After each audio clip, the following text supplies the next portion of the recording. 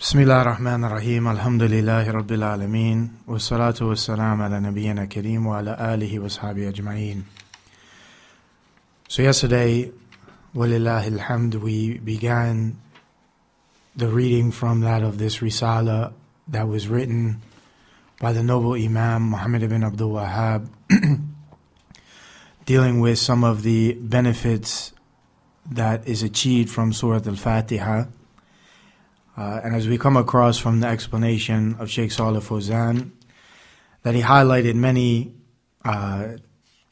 points that will be discussed in dealing with the explanation from the points derived from Shaykh Muhammad Abdul-Wahhab, from that of the establishment of a tawheed to the refutation of falsehood, basically from all types, whether it be from that of denial of a creator, or denial of worship to that creator, or that of misguidance, which is brought forth by that of misunderstanding or the likes of evil innovation, or superstitions or the likes of that.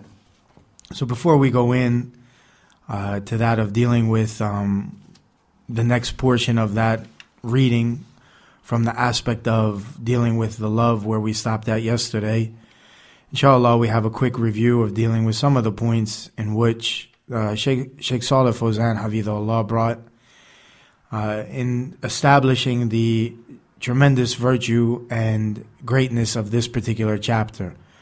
So yesterday, the Shaykh Hafidhahullah, which we read, he mentioned that the Quran, or this chapter in the Quran, had particular names. So who from amongst will, inshallah, mention some of the names that were given by the Shaykh? Quran, because it's the origin of that which returns, everything in the Quran returns back to that. From that of the aspects of Tawheed, from the aspects of belief in that of the Yawm al-Qiyamah, belief in that of the aspects of worship to Allah, belief in the messengership, everything which we find in the Quran from those aspects returns back under the meanings in these 7 ayat that is found in the Quran. How about another one? We'll just go in rotation. The lofty 7, or the repeated 7 ayats. And here it's that since that was brought up, we propose the question of dealing with the aspect of the numbering of Surah al Fatihah, and dealing with that of what was achieved from the hadith of Abi Hurairah, and then likewise what we find in our musahif of that of the Basmalah being numbered as number 1.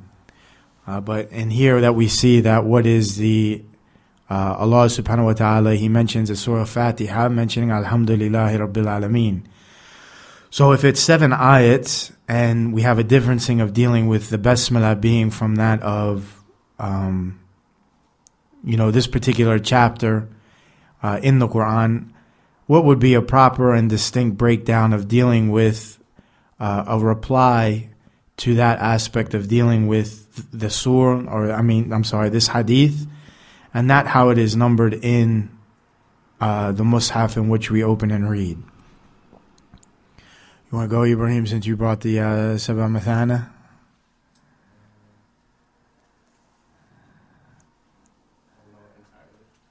Huh? I don't know entirely. Well, what's the part?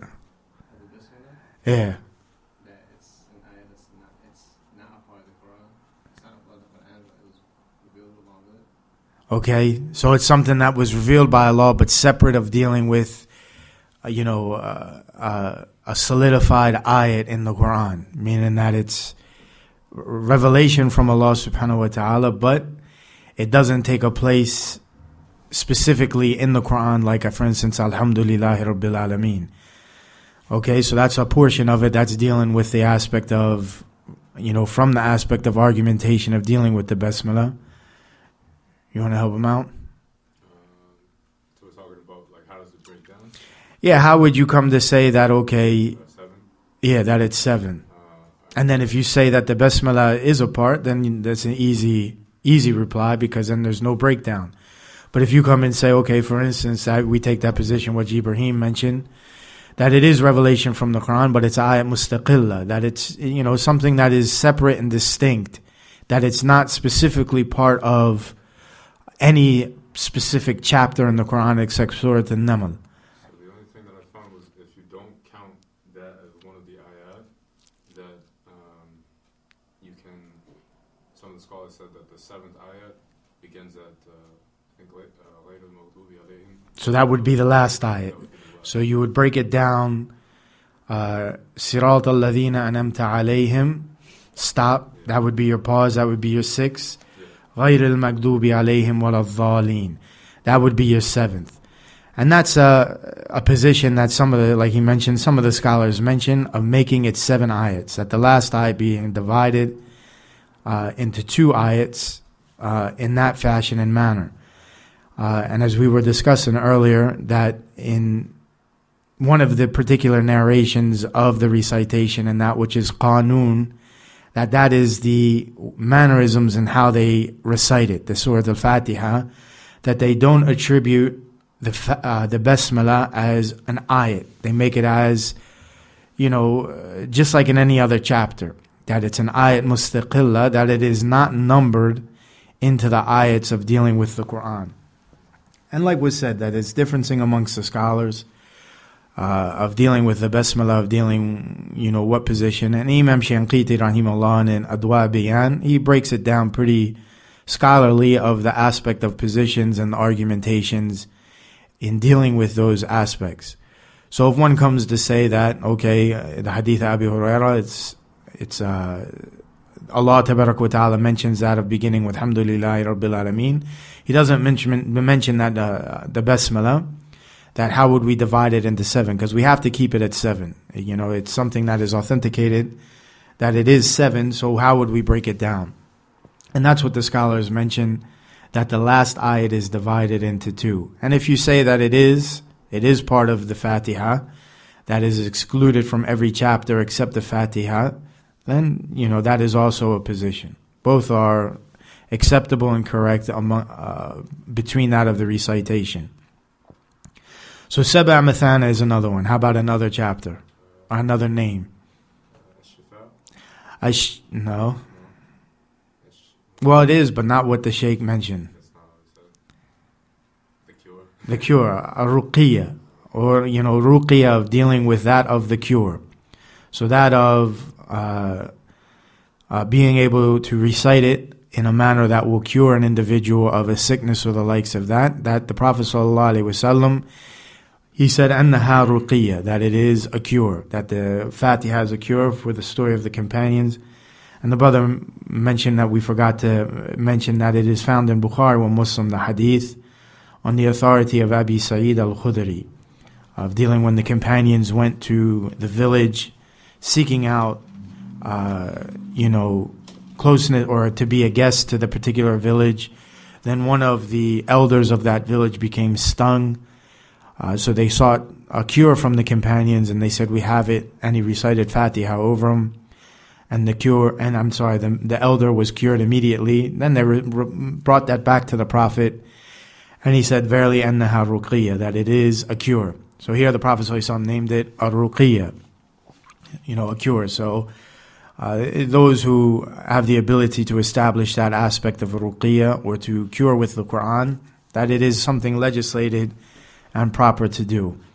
And one more, as-salat. And based off of the hadith of Abi Hurairah, قَسَمْتُ الصَّلَاةَ بَيْنِي وَبَيْنَ عَبْدِي نُصْفَيْنِ, that verily I've divided or broken the prayer, literally the word prayer, between me and my servant into 2 halves. So here Allah subhanahu wa ta'ala uses the word salat, but in this hadith, meaning the Fatiha. So the interpretation would be qasamtu Fatiha, the opening of the opening chapter of the Quran into 2 halves. So that would be also a legislated interpretation or a legislated understanding of the word salat when it comes to this hadith. So here then the Shaykh Hafidhullah establishes, so where do we establish from these names and these particular indications that Allah and His Messenger ﷺ named the Fatiha with these, lofty descriptions and names? What is a point of benefit to show the greatness of it?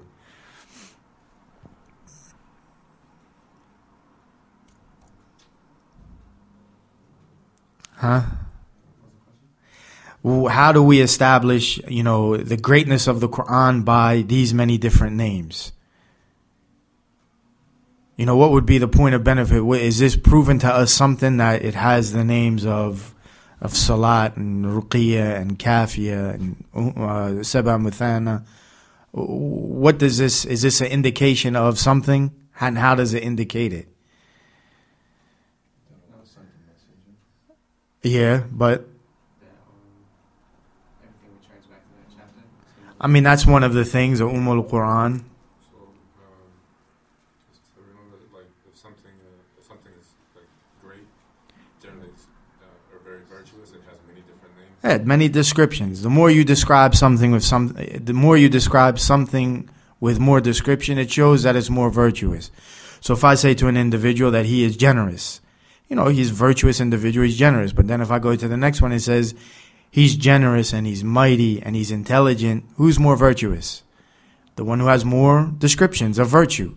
So here, Allah subhanahu wa ta'ala gives the Quran many different descriptions, many different names, and likewise the Prophet ﷺ. This establishes and proves to us the virtue of what? This chapter, of Fatihah. So the virtue of it is established in the many different descriptions of that particular aspect.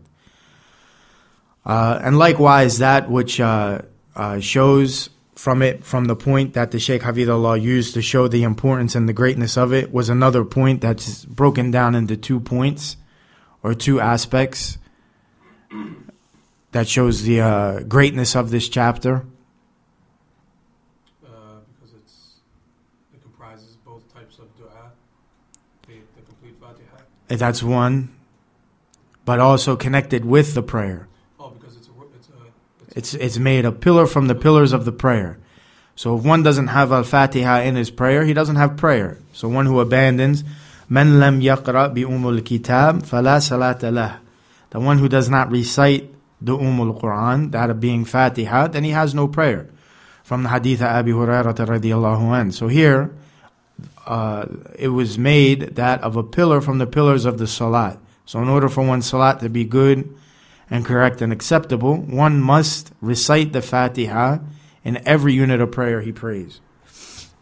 So then you mentioned that it contains the aspect of a dua. What's the difference between the two, supplications, a dua ibadah or dua masala? What is one compared to the other? Or what is the distinction between one to the other? The first type is dua that involves remembrance of Allah. Remembrance or any form of worship. So would siyam, would that be dua masala or dua ibadah? Ibadah, because why? It's still considered that because it's a form of worship. That you establish praise and also remembrance of Allah subhanahu wa ta'ala in that. And as for asking Allah subhanahu wa ta'ala for guidance or the likes of that, or, wealth or something of that nature that you need, that would be under what category? Uh-huh. And would it contain the other one? Yes. It could. It could be a possibility that it contains a dua ibadah as well as dua masala. So one can contain the other, but the other one wouldn't. So giving charity is a dua what? Ibadah. That it would fall under the category of a dua ibadah. Likewise, that of dua masala, giving charity wouldn't fall under that category. That dua masala, you giving charity from that aspect of worship sincerely for Allah, that wouldn't fall under the category of a dua masala. So dua al-ibadah is something a little bit more broader than that of dua masala. Because dua ibadah couldn't contain that of dealing with masala, because you see, alhamdulillahi rabbil alameen, down to the end of the chapter of the Surah al Fatihah, that this chapter contains both. So both are considered and combined into one. And that is another virtue of the Quran. So from what aspect of the affirmation of the messengership is established? How does one establish the messengership of all messengers basically, but most importantly that of Muhammad sallallahu alaihi wasallam in Surah al Fatihah? Ibrahim?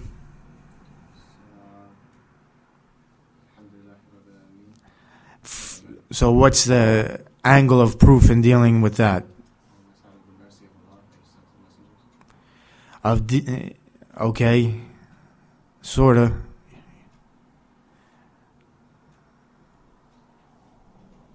You're right, but you're wrong. I guess you could say. I mean, you're on the right track, but it's... I'm sorry, Rahman Rahim. That's from the mercy from Allah. No, you were right from the first one, Alhamdulillahi Rabbil Alameen. But from where do you derive Allah Tabarak wa Ta'ala sending messengers with that ayat? When there's no mention of anything in dealing with that ayat, no mention of messengership or revelation of a prophet or anything of that nature. Rabbil Alameen. Huh? Rabbil Alameen, meaning like you have the Alameen, it's the creation, but Allah is the Rabb of the creation. Yeah. And from His attributes of being a Rabb is that He guides them. He guides them, he cultivates them upon righteousness and guidance. How is He going to do that? By sending the messengers to guide the people to that which is legislated. And likewise, Ihdina Sirat al-Mustaqim. You're asking Allah to guide you to the Sirat al-Mustaqim. So how is it that He is going to show you guidance if He doesn't send messengers? So this would be a contradiction, of dealing with Allah subhanahu wa ta'ala, where you're asking Him for guidance, but He doesn't give anything to guide you.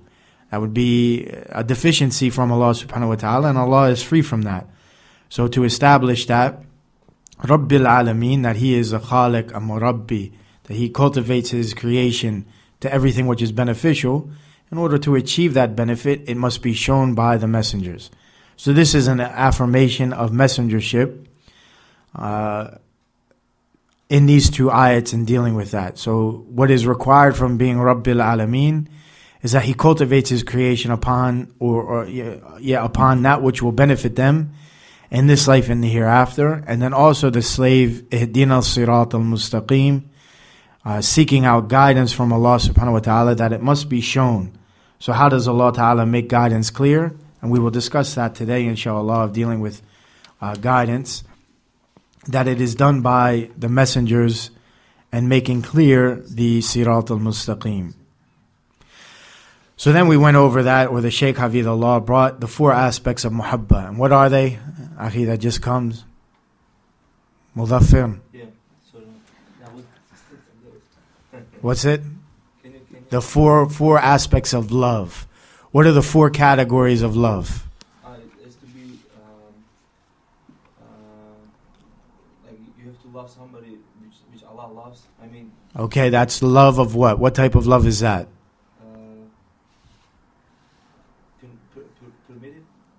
Obligatory. The obligatory love. Permissible love. That you would say that it's, well, no, it's obligatory. Muhabbata wajib. That it's obligatory to love whom Allah loves and hates whom He hates. Yeah, Okay? and then like a nature, Natural love. natural love, And that's an example like what? like your relatives, your parents, your Things which you naturally love. Yeah, natural love. Uh-huh. And you and like you can love something that Allah hates, like which is so Allah subhanahu wa ta'ala not gets angry, So something that is impermissible. So we don't love, the things that are prohibited, the things are, not permissible to do, that are impermissible to do. And then the last one? The last one, it's okay to love. I mean, it's like let's say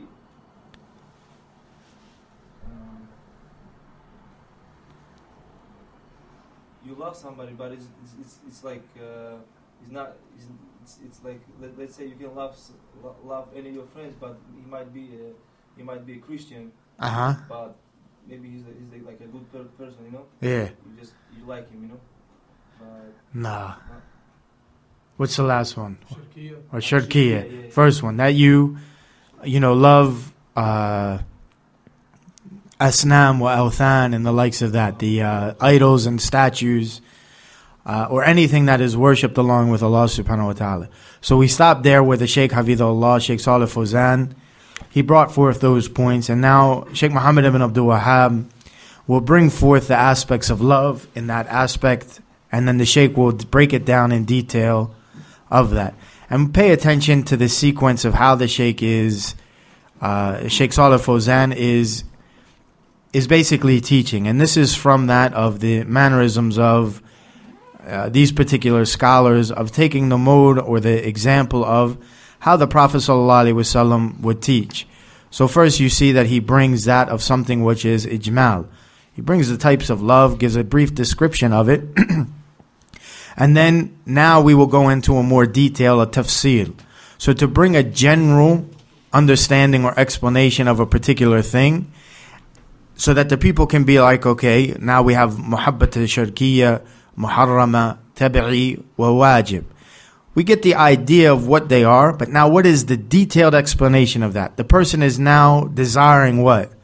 A deeper understanding of what these loves are. And this is from the mannerisms of the way that the Prophet ﷺ taught his companions, and likewise those ulama that are, the proper teachers of Islam, that they bring something general, that love is 4 types, A, B, C, D, and E. Here's a brief get of it, and now we are going to get into the heart and a more detailed explanation of this particular or these particular types of love.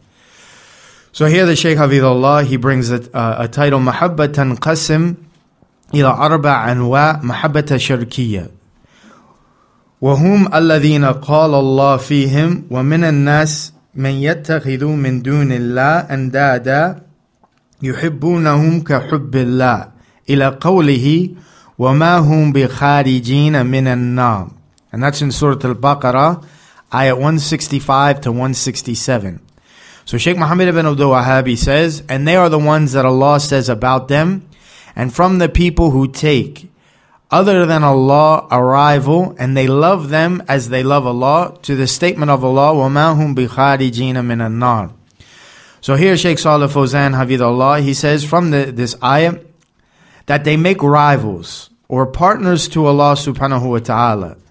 فَكُلُّ مَا عُبِدَ مِن دُونِ اللَّهِ فَقَدْ اتُّخِذَ نِدًّا لِلَّهِ. So whoever is, or whatever is worshipped other than Allah, that he has taken that as a rival to Allah, and as something similar to Allah, shabihan lillah, and adilan lillah, all equal to Allah subhanahu wa ta'ala. So you come and worship a prophet, a stone, a star, whatever the case may be, that you have made that thing similar to that of Allah. You made him as a rival to Allah subhanahu wa ta'ala. وَمُشْرِكُونَ يُحِبُّونَ مَعْبُودَاتِهِمْ مَحَبَّةً شَدِيدًا. And the polytheists, they love the things that they worship severely. Their passionate love for those particular idols, or whatever the case that it is that they are worshiping along with Allah, is severe. And that you see that they die for that, or they kill for that. I'm dying in the name of this particular, whatever the case may be, this thing that is worshipped along with Allah. وَلَوْ كَانُوا لَا يُحِبُّونَهَا مَا قَاتَلُوا دُونَهَا. And if they did not love it, they would not fight for it. وَلَكِنْ يَتَمَسَّكُونَ بِهَا وَيُحِبُّونَهَا. But they hold fast to it and they love it. And that is because the hearts have become, filled with it. They become filled with that false love, or that mahabbat al-sharkiyya for that particular thing that is worshipped along with Allah. وَعِيَاذُ بِاللَّهِ. And we seek refuge with Allah. وَإِذَا ذُكِّرَ اللَّهُ وَحْدَهُ اشْمَعَزَّتْ قُلُوبَ الَّذِينَ لَا يُؤْمِنُونَ بِالْآخِرَةِ وَإِذَا ذُكِّرَ الَّذِينَ مِن دُونِهِ إِذَا هُمْ يَسْتَبْشِرُونَ. So when you mention Allah alone, like the hearts of those who do not believe in the hereafter, they become aggravated. They become, upset about it. But when they are mentioned, when those partners are mentioned other than Allah subhanahu wa ta'ala, they become happy. So here is, you mention Allah subhanahu wa ta'ala alone, the hearts become drained and, in a state of despair and unhappy. But when they mention those partners that are worshipped along with Allah, they are what? They are happy about it. And then likewise, and that's in Surah Al-Zumar, ayat 45. And likewise Allah says, وَمِنَ النَّاسِ مَنْ يَتَّخِذُ مِن دُونِ اللَّهِ أَنْدَادًا يُحِبُّونَهُمْ كَحُبِّ اللَّهِ وَالَّذِينَ آمَنُوا أَشَدُّ حُبًّا لِلَّهِ. So the same ayat. And this is because the mushrikun yuhibbun Allah mahabbatan mushtarika bainahu wa baina ghayrihi. So here you see that the polytheists, they love Allah, a love that is shared between Him and other than Him. So they love Allah subhanahu wa ta'ala, but they also love the thing in which they are worshipping along with Allah subhanahu wa ta'ala. وَأَمَّا مَحَبَّةَ الْمُؤْمِنِينَ لِلَّهِ فَهِيَ مَحَبَّةَ خَالِصَةً. And as for the love of the believers for Allah, then it is a love that is sincere and pure. وَلَوْ يَرَى الَّذِينَ ظَلَمُوا إِذْ يَرَوْنَ الْعَذَابَ أَنَّ قُوَّةَ لِلَّهِ جَمِيعًا وَأَنَّ اللَّهِ شَدِيدُ الْعِقَابِ. So here it's that if you see those who oppress themselves, when they see the punishment, and that all the might is to Allah, and that verily Allah is shadidul adhab, that His punishment is severe. And that's the following ayat after the other portion of that ayat in Surah Al-Baqarah, ayat 165. So Allah Jalla wa Ala, He says, لَوْ يَعْلَمُونَ مَا سَيُؤَوَّلُونَ مَا سَيَأْلُونَ إِلَيْهِ يَوْمَ الْقِيَامَةِ مع من عبدوهم لكن لهم حال الآخر لأنهم في يوم القيامة متبرع متبعون من أتباع. So here, and that Allah Jalla wa Ala, He says that if you knew that you would not turn to them, that you do not accept them يوم القيامة مع من عبدوهم لكن لهم حال الآخر, that they have a different agenda, they have a different condition. So those that you claim that you have this love for along with Allah subhanahu wa ta'ala, what will be your condition yawm al-qiyamah to that thing, and what will that thing be to you? So here you have to see and look that you have a worship, you have a sense of worship. Why are you worshiping that thing? Because you have a love for it, because it's established that you establish your love for that thing along with Allah in this life. But now in the hereafter, what is that thing, and what is your position or your condition going to be with that love? And this is that on Yawm al-Qiyamah, that those things which you are following will free themselves from you. You know, so the things that are being worshipped along with Allah, that they will not connect themselves to you, but they will free from those who are following them. So matbu'un min atba'. So those things that are being followed will free from the followers. So you come and say that, okay, this particular thing that is worshipped, everybody that worships that thing, Yawm al-Qiyamah, what will happen? That thing is going to free himself from those followers. So say, no, we didn't say worship me. Nobody says to worship me. You did that on your own. وَيُكَذِّبُونَهُمْ وَيَقُولُونَ نَحْنُ مَا أَمَرْنَاكُمْ بِعِبَادَتِنَا. And they will deny them, and they will say that we did not command you to worship us. And we did not know that you were worshiping us. So here they will come and say that we didn't know that, number one, you were worshiping us, and we did not command you to do this. So they are what? In sense, freeing themselves from those people that worship them along with Allah subhanahu wa ta'ala.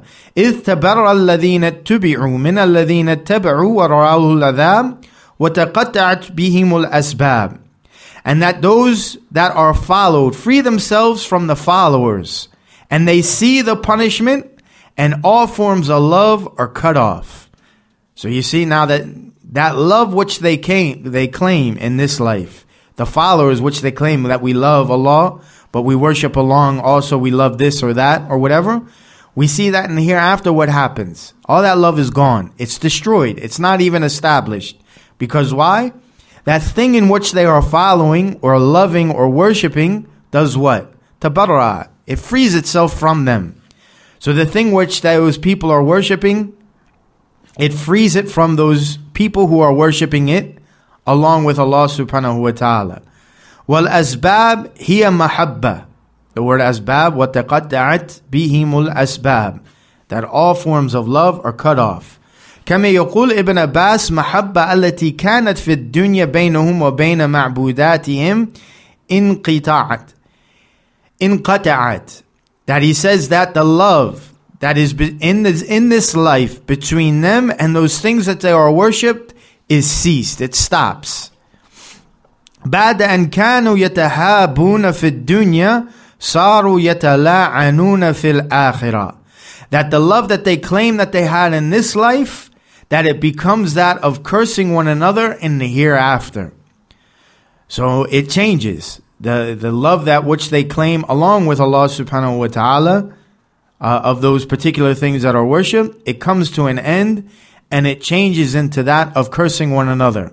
That Allah tabarak wa ta'ala, He says, إِنَّمَا اتَّخَذْتُم مِّن دُونِ اللَّهِ أَوْثَانًا مَوَدَّةَ بَيْنِكُمْ فِي الْحَيَاةِ الدُّنْيَا ثُمَّ يَوْمَ الْقِيَامَةِ يَكْفُرُ بَعْضُكُمْ بِبَعْضٍ وَيَلْعَنُ بَعْضُكُمْ بَعْضًا وَمَأْوَاكُمُ النَّارُ. So here he says that verily those whom you have taken other than Allah, أَوْثَانًا مَوَدَّةَ بَيْنِكُمْ فِي الْحَيَاةِ الدُّنْيَا.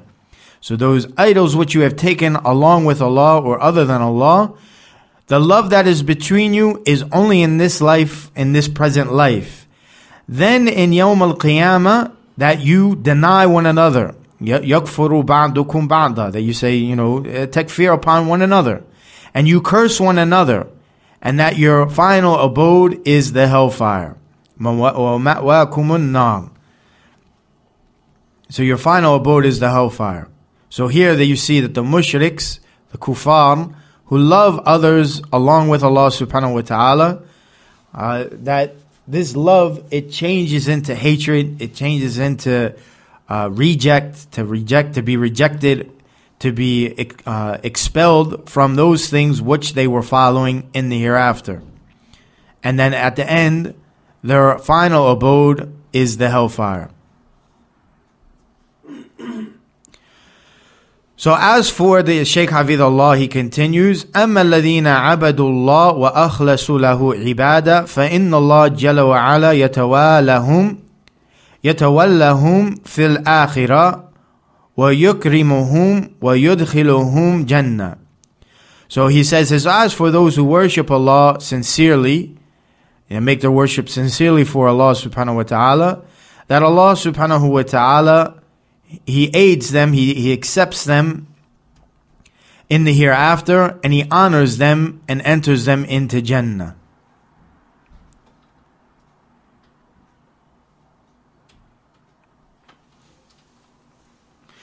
وَإِنْ كَانُوا فِي الدُّنْيَا يَتَمَسَّكُونَ بِعِبَادَةِ تِلْكَ مَعْبُودَاتِ. The Shaykh Hafidhullah continues, وَيُقَاتِلُونَ دُونَهَا وَيَسْتَمِيتُونَ وَيُزْحِقُونَ أَنفُسَهُمْ دِفَاعًا عَنْهَا فَإِنَّهَا يَوْمَ الْقِيَامَةِ ستنقلب هذه مودة وهذه سلة تنقلب عداوة وقطيعة وَيَاذُ بِاللَّهِ. So here, that even though that which in this life, that they hold fast to that of the worship to those particular idols or things of worship, and they fight for them, and they die for them, out of that of defense for them, that in the hereafter, that this love and this connection will be changed to that of hatred and cutting off. وَإِيَاذُ بِاللَّهِ. Or separation or division. قَتِيعًا وَإِيَاذُ بِاللَّهِ. So here, that even though that it might be apparently that these individuals, they hold fast to these particular idols or whatever, and they worship them in that particular manner, whatever it is, how it is that they worship them, that in the hereafter, all of that changes. All of that changes, and that thing has no aid or support or love or connection to the people that used to worship them. And Allah Ta'ala, He says, أَخِلَّاءُ يَوْمَئِذٍ بَعْضُهُمْ لِبَعْضٍ عَدُوٌّ إِلَّا الْمُتَّقِينَ. So those very close friends on that day, some of them, they will be enemies to one another, except for those who have piety, that are from the muttaqeen. So everybody else, except for the believers in the hereafter, that their friendship of this life will be changed into something different. And that is having, being that of hatred towards that person and the likes of that. But now those who were dutiful to Allah subhanahu wa ta'ala, those who maintained the boundaries of Allah, fulfilled the obligations and stayed away from the prohibitions, that their friendship will remain. They will become very close in the hereafter. So ma yabqa ila mawadda bayna muttaqeen. So all that remains is the love that is between those who are dutiful to Allah subhanahu wa ta'ala. Because this is the muassasa ala asas as-sahih. And that is because that, friendship, the origin of it is based upon correct origins. Tabqa fi dunya wal akhirah. And it will remain in this life as well as in the hereafter.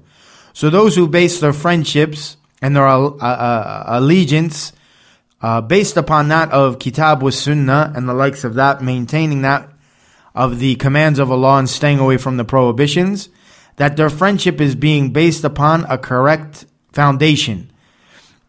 And that you will see that this foundation will remain in this life as well as in the hereafter. But as for المودة التي بين الكفار والمشركين فإنها تنقطع وتنقلب إلى عداوة. But as for the love that is between the kuffar and the mushrikeen, that verily it stops and it changes to that of, hatred between one another. So that is the point of dealing with the shirk, al-mahabbat al-shirkiyya. That in this life, it might be established of some type of false love for those followers of that particular thing that is worshipped along with Allah. But in the hereafter, all of that changes. That the thing being worshipped rejects and frees himself from that action of those individuals. And then those individuals between one another end up hating each other and being enemies one to another. But as for those who establish their friendship or their love based upon Kitab wa Sunnah, upon taqwa, that remains in this life as well as in the hereafter. So that is the first aspect of dealing with a mahabbat al-shirkiyya, based off of the ayat that's found in Surah al-Baqarah, ayat 165 to 167. So that is the establishment of the love of those individuals who love their things of worship, like that of the love of Allah subhanahu wa ta'ala, that Allah called this thing shirk. He didn't call it shirk, but He called it that, and He showed and made clear that in the hereafter, those things will free themselves, and the ma'wakumun nar, that their final abode is the hellfire, وَمَا خَارِجِينَ minha, and that they will not find a way out. وَمَا هُمْ بِخَارِجِينَ مِنَ النَّارِ, that they will not find a way out of the hellfire. Huh? Did you say that between the kuffar and the mushrik, that will happen before? In this life. It's in this life, but in the hereafter it changes to what? Adawa. It changes to hatred and being enemies one to another. But in this life, apparently, it is love, but it is a false love. It is a associating love of that which will be cut off in the hereafter. So then Shaykh Muhammad ibn Abdul-Wahhab, he says, محبة الثانية حب الباطل وأهله حب الباطل وأهله وبغض الحق وأهله وهذا الصفة منافقين. So it is love of falsehood and its people, and hatred of the truth and its people.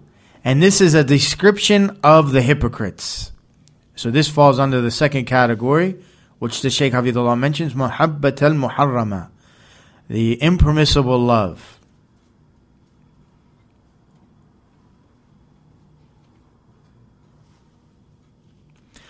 So here the Shaykh Hafidhullah, Shaykh Saalih al-Fawzan, he says, هذه صفة منافقين. This is the description of the hypocrites. فإنهم يحبون الباطل وَيَكْرَهُونَ الْحَقِّ.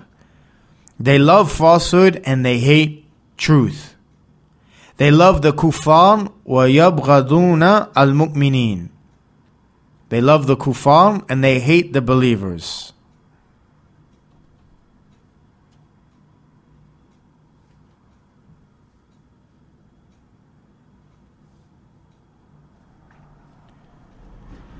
والنفاق هو إظهار الإسلام وإبطان الكفر.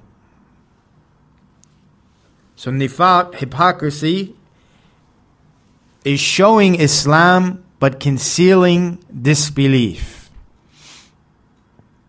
And a sign and an indicator of a munafiq is that they love the people of falsehood and they hate the people of truth.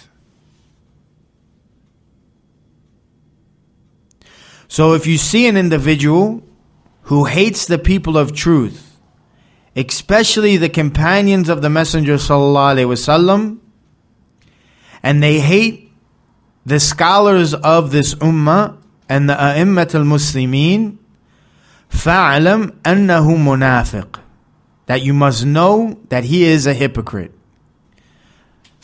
So an individual who despises that of the companions of the Messenger ﷺ, speaks ill, such as the Rafidah, and this present day that of the Houthis, may Allah destroy them in Yemen. They curse the companions, a curse that is, uncomparable in this day and time. So they'll curse the companions, but they'll praise a mushrik, a zani, or a drunk, or the likes of that. Now you see that these individuals, they hate the people of truth, they hate the people of khayr, but they love the people of falsehood and disobedience. They hate the ulama of this nation. They hate the a'imma of the Muslims. That they curse them, they defile them, they disrespect them, they mention that which should not be mentioned, and they hold fast to this. The Shaykh here says, فَاعْلَمْ أَنَّهُ مُنَافِقٌ. That know that he is a hypocrite. So an individual that has these characteristics, he must be aware of that, these being the characteristics of a hypocrite. Especially dealing with the people of khayr. From that, the leaders of the companions, those who follow them, and the ulama of this nation, the scholars of this nation. وَإِنْ كَانَ يُظْهِرْ الْإِسْلَامِ. Even if he makes Islam apparent, and he testifies that none has the right to be worshipped except Allah, and that Muhammad is the messenger of Allah, in apparentness, لكنه في باطن ملحد كافر يستتر بالإسلام. But hidden, he is a disbeliever and a denier, concealing himself with Islam, with the shahadatain. So here he comes and says, La ilaha illallah Muhammadan Rasulullah, but inside he hates the aspect of Islam. So he's concealing his disbelief with testifying, with praying, or with whatever the case may be. But ultimately he is despising and hating Islam inwardly. وَإِلَا فَهُوَ كَافِرٌ فِي الدَّرَكِ أَسْفَلِ مِنَ النَّارِ. But he is that of a disbeliever in the lowest depths of the hellfire. So here these individuals who, that they love what Allah hates and hate what Allah loves, that this is an indication and an indicator of a person's hypocrisy. So one must be aware of that, those things which Allah loves and those things which Allah Ta'ala hates. And this indirectly ties into that aspect in which we will get into the last one of dealing with muhabbat al-wajib, of dealing with wala wa bara. So here the Shaykh Shaykh Muhammad ibn Abdul-Wahhab, he says, muhabbat al-thalitha tabi'iyya. The third type of love is that of natural. وهي محبة المال والوالد إذا لم تشتغل عن طاعة الله ولم تعين على محارم الله فهي مباح. So here it's that of a natural love, and that is the love one has for wealth or children, as long as it does not make him busy or distract him from the obedience of Allah, and does not aid him upon what is impermissible, or those things which Allah has made impermissible. In other than that, it is permissible. So 2 conditions the Shaykh Hafidhullah will highlight. So here, Shaykh Saalih Al-Fawzan, he says the third is the natural love. So here it's that of the people have a natural disposition to love these things. That he loves his relatives, he loves his children, he loves his friends, he loves those who do good to him. So يحب الإنسان أقاربه ويحب أولاده ويحب أصدقائه ويحب من أحسن إليه. So all of these things you're naturally inclined to do what? To love those individuals. That this is a natural love. لا يؤاخذ عليها الإنسان. That a person is not held accountable for this love. إلا إذا قدمها على محبة الله ورسوله. Except if he puts it before the love of Allah and His Messenger. In this case, he is sinning. Allah Ta'ala, He says, قُلْ إِنْ كَانَ أَبَاءَكُمْ وَأَبْنَاءَكُمْ وَإِخْوَانَكُمْ وَأَزْوَاجُكُمْ وَعَشِيرَتُكُمْ وَأَمْوَالُ اقْتَرَفْتُمُوهَا وتجارة تخشون كسادها ومساكن ترضونها أحب إليكم من الله ورسوله وجهاد في سبيله وتربصوا حتى يأتي الله بأمره والله لا يهدي قوم الفاسقين.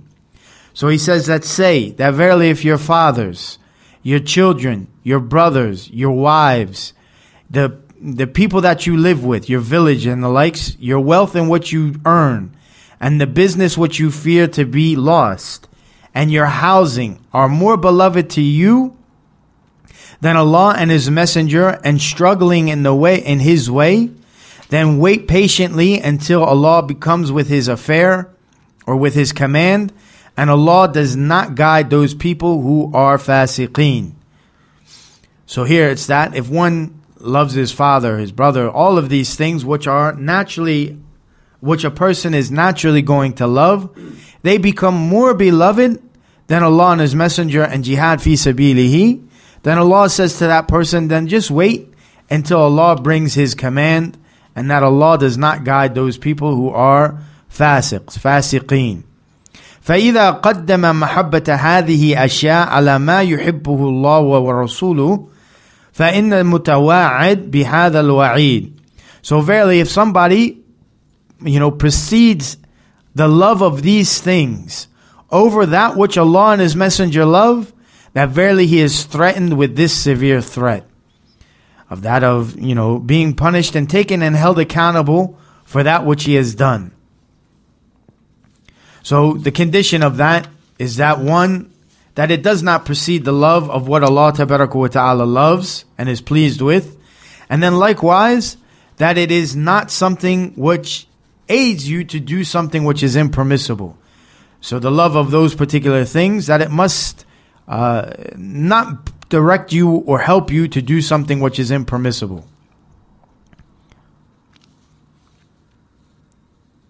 And that is a natural love. Outside of that, then it is permissible. So to love that which Allah loves, or commands us to love from our parents, from our children and the likes of that, as long as we maintain Islamic legislation within that love, then there is nothing, we will not be held accountable for that love. But the minute that we disobey Allah by obeying or falling into that of preceding that love before the love of Allah and His Messenger, or what Allah and His Messenger love, that is when we will be held accountable for that natural love. And then the last love, mahabbata awliya Allah wa bughda a'da Allah. So here it's that the love of the those who are close to Allah and hatred for the enemies of Allah. فهذه هي موالة في الله ومعادة في الله. So this is that of allegiance for Allah and taking, making enemies for Allah, or hatred for Allah. Mu'ada fillah. So this is from the aspect of wala wa bara. And this is what is obligatory. This is obligatory love.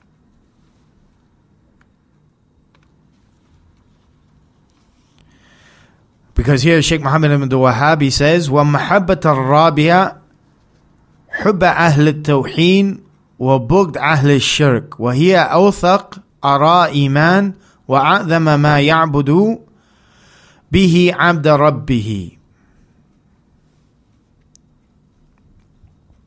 So here it's that of to love the people of At-Tawheed and to hate the people of Shirk.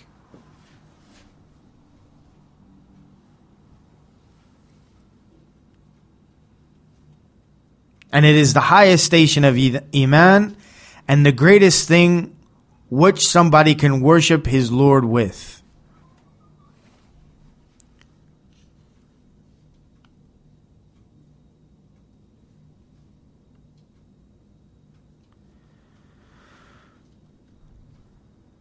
وَهَذَا هُوَ حُبْ فِي اللَّهِ وَبُغْض فِي اللَّهِ. This is loving for Allah and hating for Allah. هَذَا هُوَ وَلَا وَبَرَاء. This is what is wala wa bara. Allegiance and separation. Allegiance to those to whom Allah subhanahu wa ta'ala loves, and separation from those whom Allah hates. وَهَذَا مِنْ أَصْعَبَ الْأُمُورِ عَلَى الْإِنسَانِ. And this is from the hardest affairs for mankind. فَإِنْ كَانَ يُحِبْ أَهْلِ التَّوْحِيدِ وَيُوَالِهِمْ وَيَبْغِضْ أَهْلِ الشِّرْكِ وَيُعَادِيهِمْ فَهَذِهِ عَلَامَةٌ al-iman razikh. So if a person loves the people of At-Tawheed and hates the people of Shirk, that this is a sign of a fixated belief. So this is an indication of belief in one's heart, that he hates what Allah subhanahu wa ta'ala hates from the aspect of shirk and kufr and disobedience, and he loves that which Allah subhanahu wa ta'ala loves from the aspect of At-Tawheed and Al-Iman, and likewise ta'ah, obedience. So here it's that of an individual who reaches this station, that he has reached a position of iman that is affixated in that individual's heart. So those are your four aspects of love that is discussed in dealing with the aspect of Alhamdulillahi Rabbil Alameen. So when one mentions this ayat, Alhamdulillahi Rabbil Alameen, that he is entailing the aspects of these four aspects of love. So that he, doesn't love along with Allah subhanahu wa ta'ala a partner, as the mushrikeen do with their things of worship along with Allah subhanahu wa ta'ala. Likewise, that he hates that which Allah subhanahu wa ta'ala, hates from the aspect that he does not love what Allah subhanahu wa ta'ala hates. Then a natural love, that he keeps his natural love of things which he will naturally love in check, and that he does not precede their love over the love of what Allah subhanahu wa ta'ala loves in his messenger. And then likewise he has this aspect of wala wa bara, that he has allegiance to everything which Allah subhanahu wa ta'ala loves, and he disassociates from everything which Allah subhanahu wa ta'ala hates. All of that is wrapped in this one ayat, Alhamdulillahi Rabbil Alameen. So here one can get a pretext of what the Shaykh Hafidhullah and Rahimahullah are hitting at from the aspect of worship. Anybody have an idea of what it is? If we're talking about love here, where do we go from here? We all memorize Fatihah, so one can get an idea of what direction the Shaykh Hafidhullah is trying to establish with this aspect of worship. Anybody? Dependency on Allah. Sorta, but in that aspect of dependency, what is dependency? So what is that? No, I mean not Iman. It wouldn't be Iman. It's a part of worship. So what do we need to have worship? Huh? With the love of Allah subhanahu wa ta'ala, then what? No? Anybody?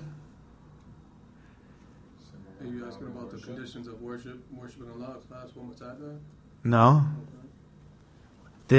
What are the pillars of worship?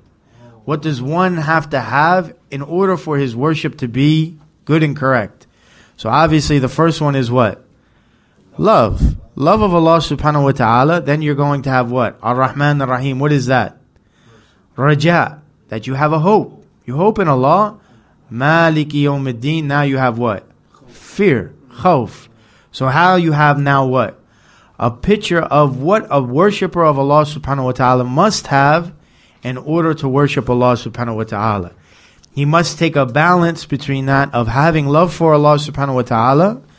Alhamdulillahi Rabbil Alameen. That we're praising Allah subhanahu wa ta'ala by all the bounties and all the favors which He has given us. Rabbil Alameen contained in that. So establishing within that we love Allah, because we're going to praise Allah subhanahu wa ta'ala. What is going to entice an individual to do that? Love. That you're going to love that thing which is bestowing bounty upon you. Now, Ar-Rahman Ar-Rahim. Indications of mercy and compassion. That here it's that of a hope. That yes, Allah subhanahu wa ta'ala describes Himself with what? Compassion and mercy. That this is going to be a sense of hope. That we have hope in the mercy of Allah subhanahu wa ta'ala. Ya وَكُلِّ عِبَادَ الَّذِي أَسْرَفُوا عَلَى أَنفُسِهِمْ لَا تَقَنَّطُوا مِنْ رَحْمَةِ اللَّهِ. That say to those servants who, fall into sin and transgression, don't ever give up despair or hope from what? The mercy of Allah subhanahu wa ta'ala. So to maintain that hope, but then at the same time not going into that extreme, Maliki Yawmiddin, that verily that we will go back to meet and be held accountable for our actions, that this is a sense of fear. So here the Shaykh Muhammad ibn Abdul-Wahhab is laying out and deriving that in this chapter we benefit what? The pillars of worship. So one who says that he is worshipping Allah subhanahu wa ta'ala, he must fulfill these three pillars in order for his worship to be something which is correct. So these are what is properly mentioned as that of the Arkan al-Ibadah. That of the pillars of Ibadah. So if one doesn't have love, but he has hope and fear, that verily he is deficient in his worship. If one only has love, he's deficient. If only has raja, he's deficient. One who combines all three and keeps a balance between the three, that this individual is properly worshipping Allah. As the Shaykh Hafidhullah will highlight in this portion of explanation. So as the Shaykh Muhammad ibn Abdul-Wahhab, he says, Ayatul Thaniya fiha raja wa ayatul Thalitha fiha khawf. So Ayatul Thaniya, Ar-Rahman Ar-Rahim. Ayatul Thalitha, Maliki Yawmiddin. That in it is fear. So the first one is hope. The first one is love. Second one is hope. Third one is fear. So here the second ayat, Surah al Fatihah, here Ar-Rahman Ar-Rahim. Fiha raja rahmatillah. That it is hope for the mercy of Allah. لأنه إذا كان رحمن رحيما فإنه ترجى رحمته. For verily if He is merciful and compassionate, that verily one hopes for His mercy.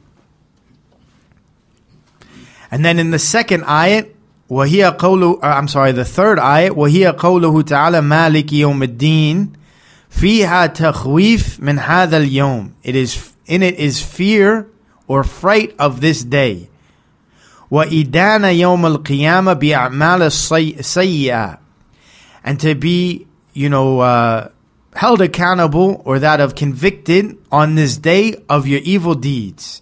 So now your evil deeds are going to come back and you will be held accountable for those actions. So in this is a sense of fear. So in the first ayat is love. Alhamdulillahi Rabbil Alameen. The second, Ar-Rahman Ar-Rahim, is hope. Raja or hope in the mercy of Allah. And the third is fear from the punishment of Allah. Maliki Yawmiddin. فإذا اجتمعت هذه أمور الثلاثة محبة والرجاء وخوف فهي أساس العبادة. That it is, if you combine these three things, these three affairs, that it is the foundation of worship. So here you have this foundation of proper worship to Allah subhanahu wa ta'ala. So as for أَمَّا مَنْ أَخَذَ بِوَاحِدَ مِنْهَا فَقَدْ فَإِنَّهُ يَكُونُ ضَالًا. So one who only does one without the others. He only takes one. He only, for instance, takes love. He only worships Allah out of love. He doesn't have any hope nor fear. He just loves Allah subhanahu wa ta'ala, that he would be considered misguided. So whoever worships Allah with love only, وَلَا يَخَافْ وَلَا يَرْجُو, he does not fear nor does he hope, that this is the way of the Sufiya. الَّذِينَ يَقُولُونَ لَا نَعْبُدُ اللَّهَ خَوْفًا مِنْ نَارِهِ وَلَا تَمْعًا فِي جَنَّتِهِ وَإِنَّمَا نَعْبُدُهُ لِأَنَّنَا نُحِبُّهُ. Now he says that we do not fear his fire, nor do we hope in his paradise, but we only worship him because we love him. This is away from the Sufiya. وَهَذَا الضَّلَالَ وَإِيَاذُ بِاللَّهِ. This is misguidance, and we seek refuge with Allah, because the messengers and the angels, أفضل خلق, that they are the most virtuous of creation. يَخَافُونَ اللَّهَ وَيَرْجُونَ, that they fear Allah and they hope in His mercy. Allah Ta'ala says, إِنَّهُمْ كَانُوا يُسَارِعُونَ فِي الْخَيْرَاتِ وَيَدْعُونَنَا رَغَبًا وَرَهَبًا وَكَانُوا لَنَا خَاشِعِينَ.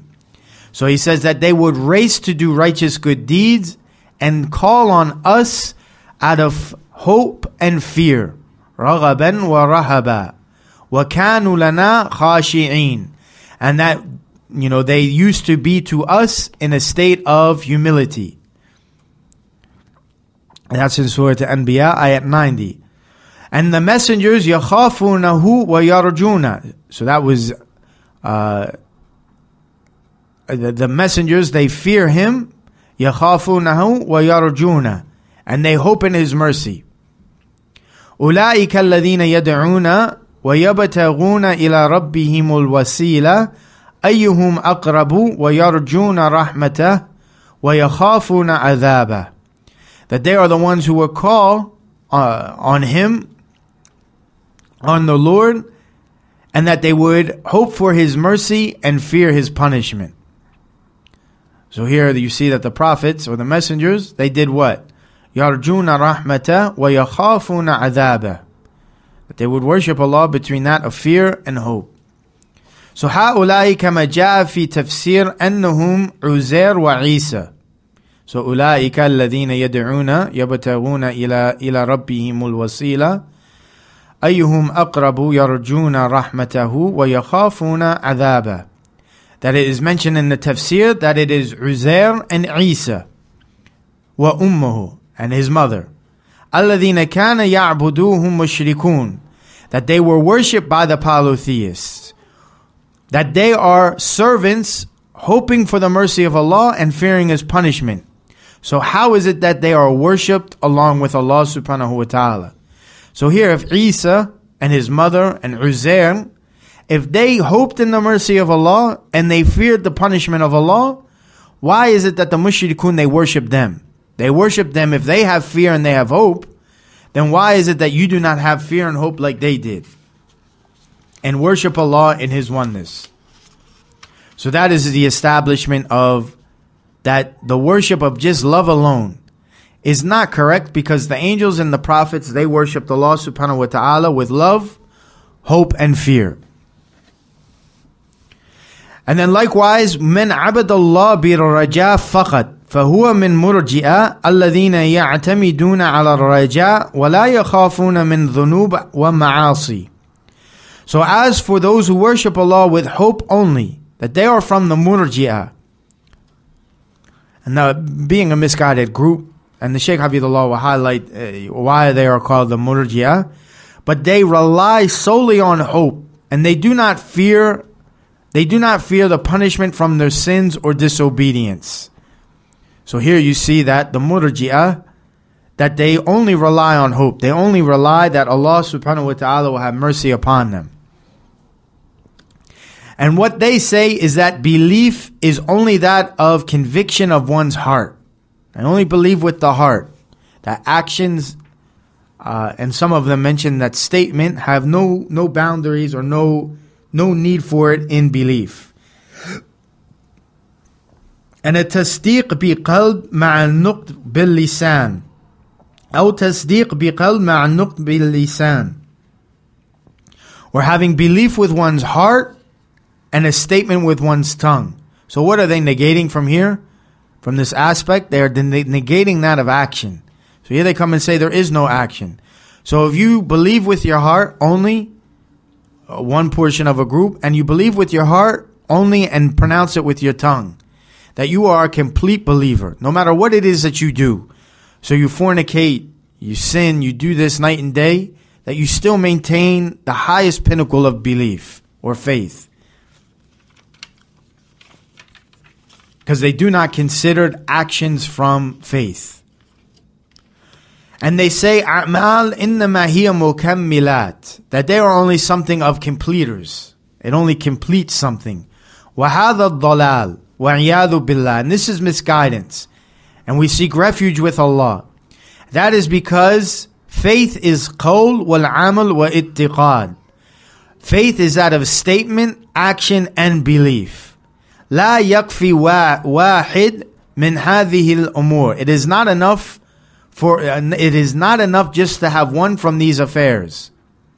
It is a must and imperative to have all of them. Laysa qawlan faqat. It is not only a statement. So if one says it's only a statement, you just state it, but you don't have belief or action. What is that considered? Only a statement. He says La ilaha illallah, but he has no inward belief. A hypocrite. It's like a hypocrite. That they come and say La ilaha illallah, but they don't believe it in the heart. They have no belief that this is the action of a hypocrite. وَلَا عَمَلَ الْفَقَدْ. And it is not just action only. وَلَا اتِّقَادًا فَقَدْ. And not only belief. بَلْ لَا بُدْ مِنْ هَذِهِ أَمُورَ الثَّلَاثَةِ حَتَّى يَتَحَقَّقَ الْإِيمَانِ. So it is a must that all three of these affairs come together in order to actualize faith. وَمَنْ عَبَدَ اللَّهِ بِخَوْفٍ فَقَدْ فَهُوَ عَلَى طَرِيقَةِ الْخَوَارِجِ الَّذِينَ يَعْبُدُونَ اللَّهَ بِالْخَوْفِ فَيَأْخُذُونَ بِالنُّصُوصِ الْوَعِيدِ فَقَدْ وَيَتْرَكُونَ نُصُوصَ الْوَعْدِ وَالْمَغْفِرَةِ وَالرَّحْمَةِ. So, and as for the one who only worships Allah alone with fear, that this is the way of the renegades or the Khawarij, that only worship Allah with fear. فَيَأْخُذُونَ بِالنُّصُوصِ الْوَعِيدِ فَقَدْ, that they only take the proofs and evidences of punishment only, and they abandon the proofs of evidences of the promises and fear and mercy. Forgiveness and mercy. The wa'ad of Jannah, the wa'ad of maghfirah and rahmah. So they abandon all of those.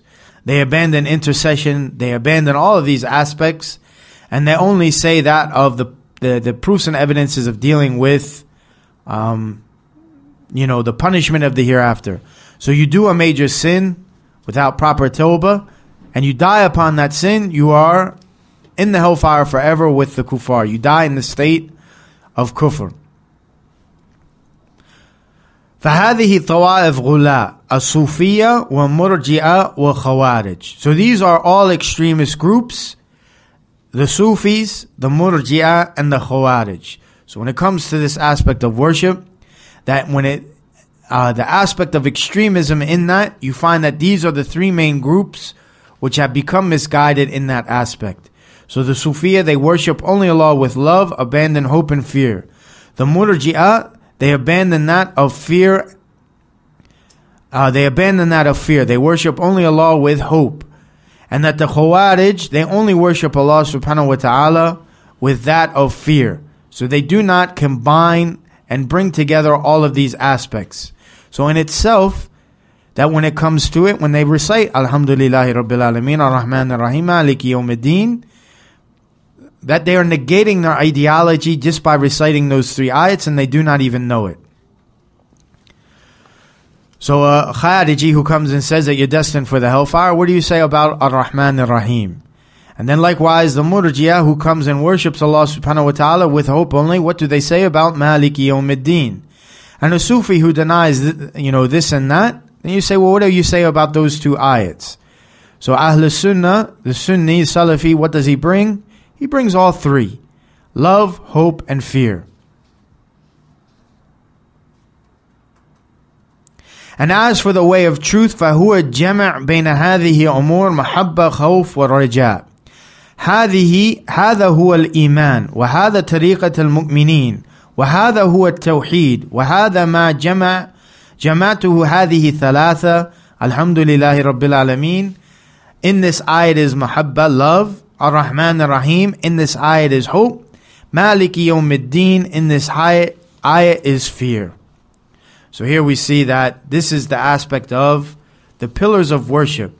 So one who comes and says that yes, he is a person of truth, that what is his understanding of when it comes to the aspects of worship, that are you establishing your worship correctly to Allah subhanahu wa ta'ala, but combining these three ingredients of love, hope, and fear. And then you say, well, what is the proof that one must be established? Alhamdulillahi Rabbil Alameen, Ar-Rahman Ar-Rahim, Maliki Yawmiddin. That we worship Allah ta'ala with love, hope, and fear. And these are our foundations or our pillars of that of our worship. So this is in everything. When it comes to tawakkul, when it comes to isti'ana, when it comes to all of these affairs of worship, that we combine love, hope, and fear.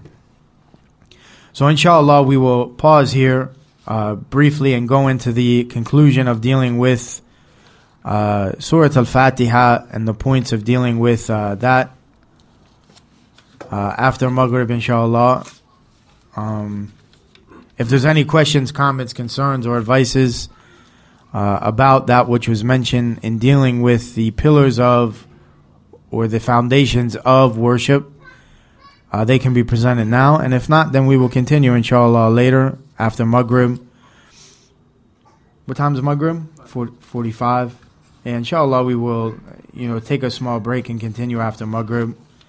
And inshallah, close out with the rest of Al-Fatihah between Maghrib and Isha.